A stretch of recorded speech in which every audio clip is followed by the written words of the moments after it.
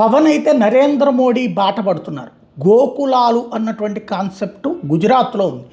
దాన్ని దేశవ్యాప్తంగా అమలు చేస్తే పాడికి సంబంధించినటువంటి ప్రాబ్లం ఏమీ ఉండదన్నటువంటిది ఓ పక్కన కేంద్రం ప్రోత్సహిస్తోంది. గతంలోనే జగన్మోహన్ రెడ్డి టైంలోనే గోశాలలు బిగినాయి. కాకపోతే రాష్ట్ర వ్యాప్తంగా ఒక 250 300 మాత్రం పెట్టారు.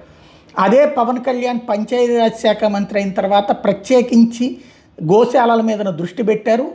ఒక్కొక్క రైతుకి 4 ఆవులు ఇవ్వటం, ఆ ఆవులకి సంబంధించినటువంటి దాంట్లో వాళ్ళ పాత్ర, ప్రభుత్వం పాత్ర ఎక్కువ వాళ్ళు ఆవులు పెంచి ఆవుల నుంచి వచ్చే పాలు, వెన్న, పెరుగు, నెయ్యి ఇవన్నిటికీ సంబంధించినటువంటిది. ఇది టోటల్గా 12,500 గోశాలలు అన్నటువంటిది రాష్ట్ర వ్యాప్తంగా తీసుకొచ్చారు. ఇవాళ రాష్ట్ర వ్యాప్తంగా అన్ని ప్రాంతాలలో కూడా ఇనాగరేషన్ జరిగినాయి. పిఠాపురంలో స్వయంగా పవన్ కళ్యాణ్ చేసుకొచ్చారు. ఆంధ్రప్రదేశ్ని పాడి రైతులకి సంబంధించి ప్రతి రైతు కూడా గుజరాత్ని ఆదర్శంగా తీసుకోండి, 2వ దశ క్షీర విప్లవం దిశగా అడుగులు వేద్దాం మనందరం అన్నటువంటి పిలిపించారు. 6 నెలల నుంచి దీని మీద సీరియస్గా కాన్సన్ట్రేట్ చేశాను. డెవలప్మెంట్కి సంబంధించిన దాంట్లో ఇది అత్యంత కీలకమైనటువంటి, అంటే పల్లె ప్రాంతాల్లో 2 విషయాల్లో పవన్ కళ్యాణ్ మెచ్చుకోవాలి. ఒకటి, పంచాయతీ ప్రాంతాలకు సంబంధించినటువంటి రహదారుల నిర్మాణానికి సంబంధించినటువంటిది, అంటే ఆ ఉపాధి హామీ పథకాన్ని దీన్ని అనుసంధానం చేసి చేయించుతూ ఉండటం, రోడ్లు అవి పంచాయతీల నిధులు పంచాయతీకి ఖర్చు పెట్టిస్తున్నాం. రెండవది, ఇది 12,500 గురుకులాలు అన్నటువంటిది, ఇది గోశాలలు అన్నటువంటి ఆషామాషి కాదు.